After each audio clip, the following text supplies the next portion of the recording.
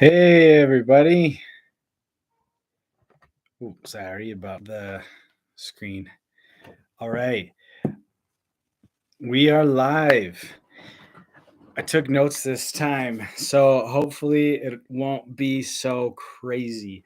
The last one was, I feel like the last two actually have kind of been all over the place, and maybe part of that the was because I didn't like the books.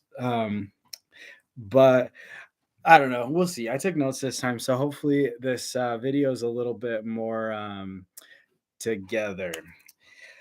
So we're doing Kings of the Wild today. I picked Kings of the Wild because, well, so first off, I actually was not totally um, like sold on Kings of the Wild when I first heard about it. The way that people would describe it on most YouTube channels that I watched was like basically it made it feel like this book is just a giant Easter egg and like a pop culture Easter egg. And I don't know, it just didn't sound that exciting to me. Um, but I really, I like I completely changed my mind when I watched a video by Couple from a couple books. I don't remember what video it was. I think it had several books in it. It was like a list of books where he talked about it.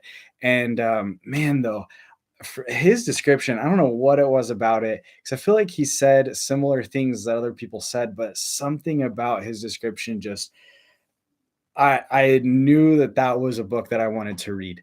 So I'm going into the first chapter with that kind of I guess like mixed feelings where I really hope that it's not just a straight gimmick and that it's what Couple described it as. Um so the so let's talk about the cover and blurb. The cover's pretty cool. Oh, I've got it right here. Cover's pretty cool. Um, I don't know. In some, I like the contrast of colors. Yes, leave it to real friends to sell you on a book for sure. Couple is a real friend, honestly. I mean, this book actually is from Couple. So, Couple, if you're watching, like a big shout out to him. Everybody, go check him out. Um, I guess check him out even if he's not watching. I don't know what I'm saying. But the cover's really cool. I like the contrasting colors. I like when you get a fantasy character on the cover that really shows what the book is going to be about. You can't really see a ton of you can kind of see their facial features, but really honestly what really pulls you into it is the darkness of the characters. You get a dark vibe here, and like a wild vibe. They're all like grizzled old men kind of thing. And so I think that honestly I think this cover is a really good cover. And so I'm just going to read the blurb too to kind of give my reactions to it. So, glory never gets old. Clay Cooper and his band were once the best of the best, the most feared and renowned crew of mercenaries this side of the Heartwild. Their glory days long past, the mercs, or mercenaries, merces, I don't know, have grown apart and grown old, fat, drunk, or a combination of the three. Then an ex bandmate turns up at Clay's door with a plea for help, the kind of mission that only the very brave and the very stupid would sign up for. It's time to get the band back together. From this description, I'm getting Witcher vibes, and yeah, I'm just leaning into the word vibes. It's happening. It's just every video at this point. So sorry, guys, if you don't like that word. Yeah, definitely looks like a book about war. Sounds like a book about, well, honestly, it kind of sounds like, yeah, I can't tell if it's going to be war or just like one group on a mission kind of thing. And it could be a mix of both, honestly. Um, so, um, but yeah, so I'm getting Witcher vibes from the blurb, and but there is also that kind of gimmicky vibe of like, let's get the band back together. So I don't know. I'm a little bit nervous still about the gimmickiness, but I think that it could come off as just like fun and give like a more like a darkish witchery type story, a little bit more fun. Um, so we'll just have to see if that comes out or not. So far, I have actually in the first chapter didn't see really any gimmickiness. So I'm kind of like right now, I'm very happy gimmick wise with this book. So let's just jump into the first chapter summary. I'm trying to keep my eye on the chat. Those comments come in late. So every once in a while, like jump to a different topic. But if you guys have anything you want to say, throw it up there. I'll read it and try to respond, even if it does like come later in the video than when you typed it. Anyway, so the first chapter. So Clay Cooper is our main character, and he's this like big burly type. He like I guess doesn't like helmets. There was a little like explanation of that. He's heading home from a job that he has as like a watchman. He was the North Watchman, I think specifically. Um, and he talked about it as if like it was kind of a whatever job. Cecilia says that she's sure the blurb is more gimmicky than the actual book. Yeah, I'm kind of hoping honestly. I don't think I'll mind if there's some gimmickiness to it, but I don't want it to be too gimmicky. Um, but yeah, so he's heading home, and it kind of seems like he's kind of sees this job as like, yeah, it's my job, whatever. I watch from the north. There's not really a ton of explanation of what he's watching for. I wondered if maybe it was monsters or like an army of some kind, or really, I have no idea. It could be a mix of both, I guess. But so um, then he meets a younger watchman named Pip, and Pip seems to think like their job is really cool and wants to know like what was going on in the north. And even though I guess it doesn't really seem like anything was going on, but Pip's all just talking, and Clay just is like, yeah, you keep going and I'll just kind of be your friend. But I don't know, it was like he Clay has this like aloof kind of feeling, but not in a rude way. It still reminds me a lot of Geralt from the Witcher series. So I'm kind of hoping well, yeah, I don't know, it just reminds me of the Witcher in a lot of ways. Um let's see. Cecilia says maybe he's waiting for a woman to return from the north. Ooh, very interesting. I If it is a woman, I don't think it's a romantic relationship because it talks about his wife, and he seems very happy with his wife. But I guess you can be happy with your wife and still be waiting for another girl. Um, but anyway, so we don't need to get deeper into that conversation. So let's see. So Pip invites him to drink, and Clay's like, "Yeah, it was a boring day, so I deserve it." And so he goes and he says, "Yeah, I'll have one drink." And he goes with Pip, and Pip's like that kid that it's like he can't take a hint that Clay is not really into like Pip's vibe.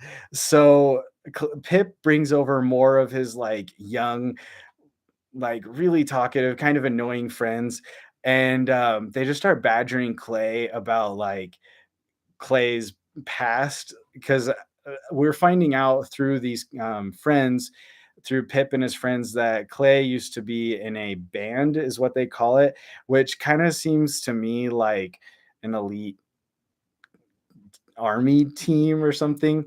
But so Clay used to be in this band, and he and it was like the band.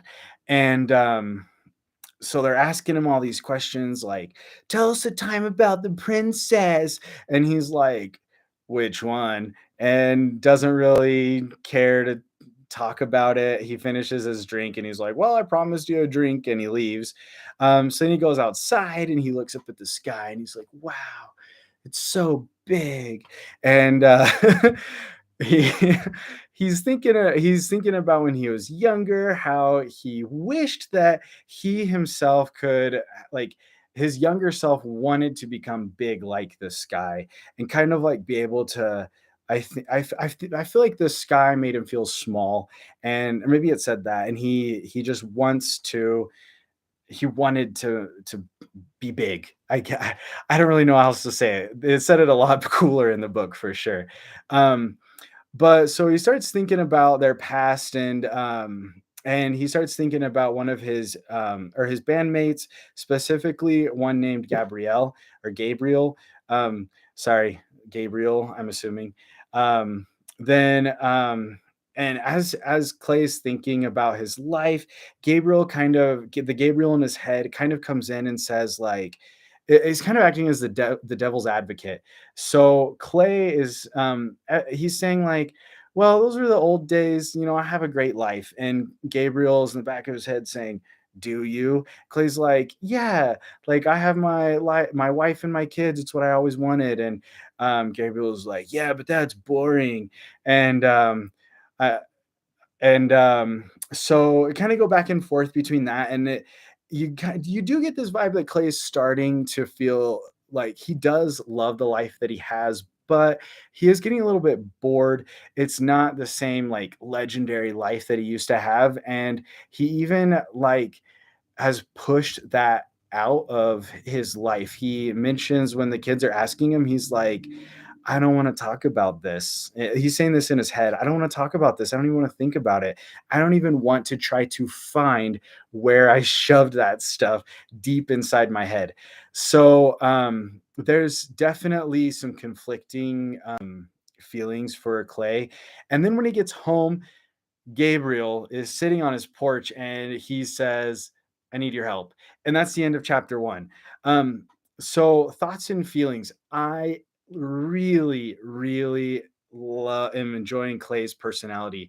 I feel in a lot of ways like I already said he's very much like Geralt, but he's like a level up of Geralt. Um, so, he says everything in kind of a straightforward, dull way.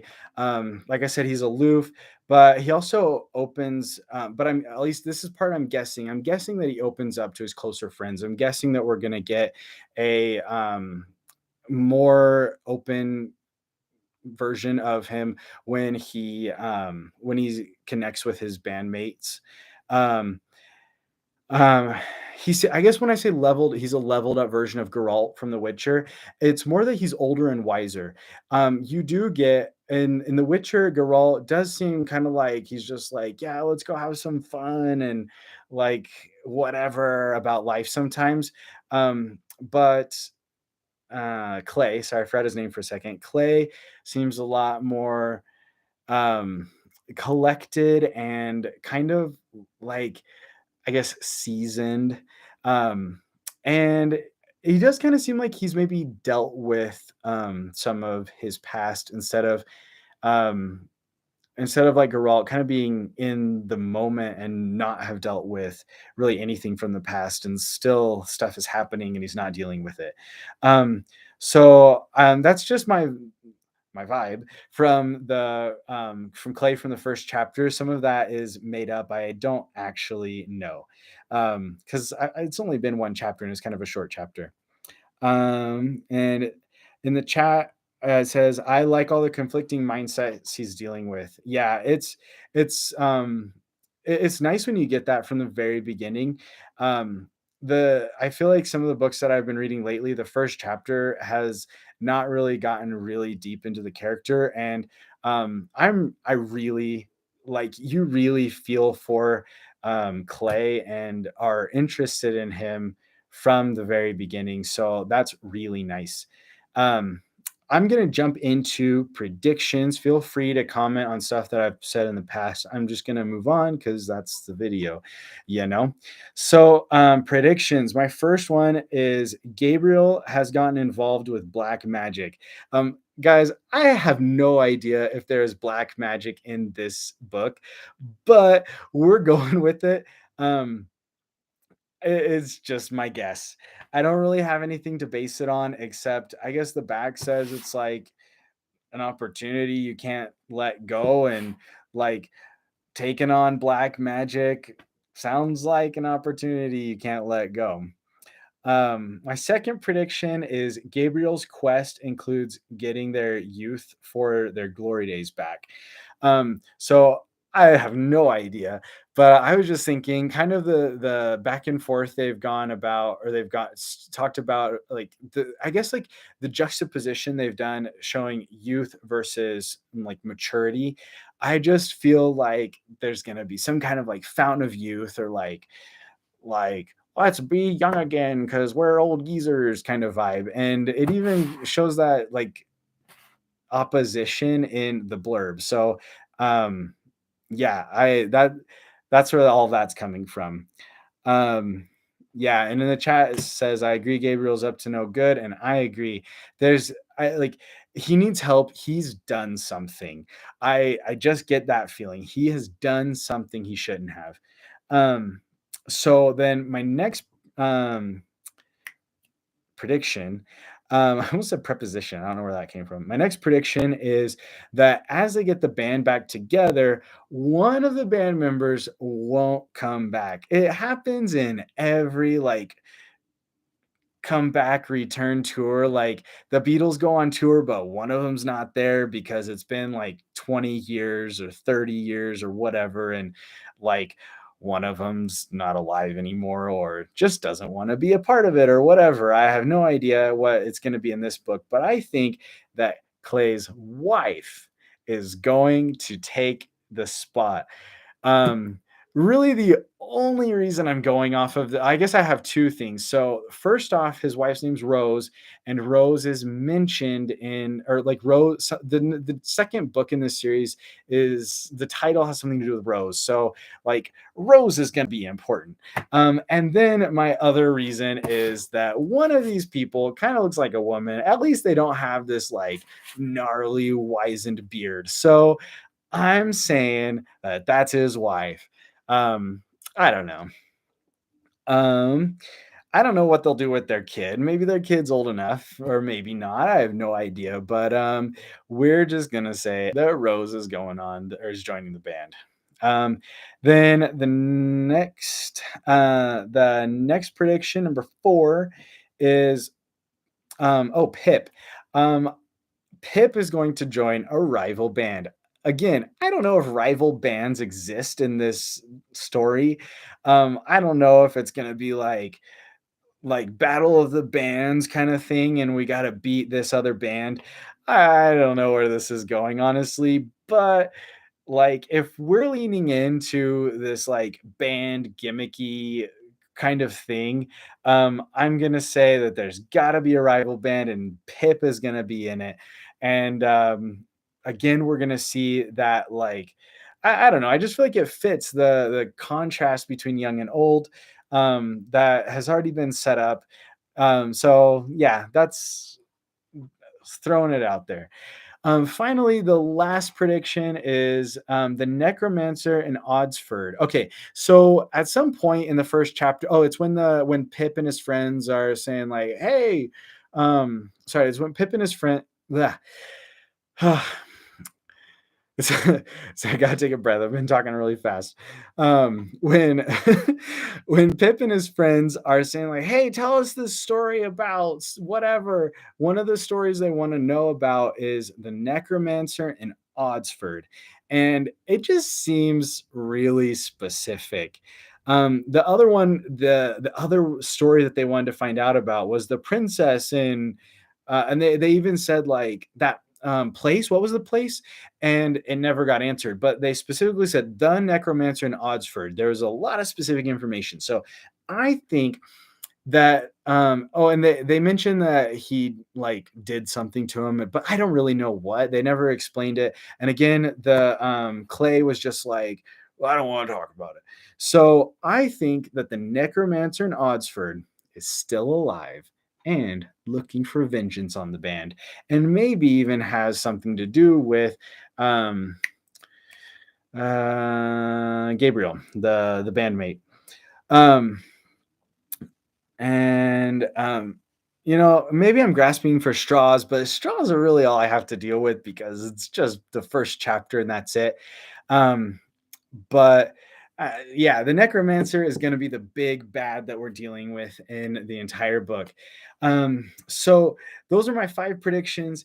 And last thing, will I continue this book or not? Yay or nay based on the first chapter. And I mean, you guys can tell from how I've been talking about this video, or about this book, I'm pretty excited about it. So yay, definitely yay.